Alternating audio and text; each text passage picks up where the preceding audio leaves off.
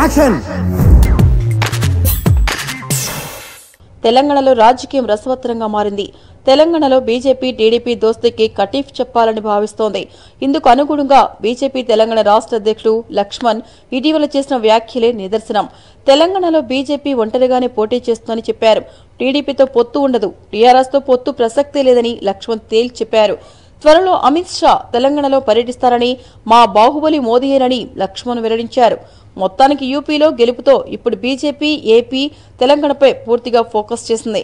ఇదిలా ఉంటే ఏపీలో కూడా బీజేపీ టీడీపీ రామ్ చెప్పాలని చూస్తోందట. మరి 2019 ఎన్నికల వరకు రాజకీయ పరిణామాలు ఎలా మారుతాయో చూడాలి. మరి మీకు ఈ వీడియో నచ్చితే ఒక లైక్ కొట్టండి, లేకపోతే కామెంట్ చేయండి. బట్ సబ్స్క్రైబ్ చేయడం మర్చిపోకండి.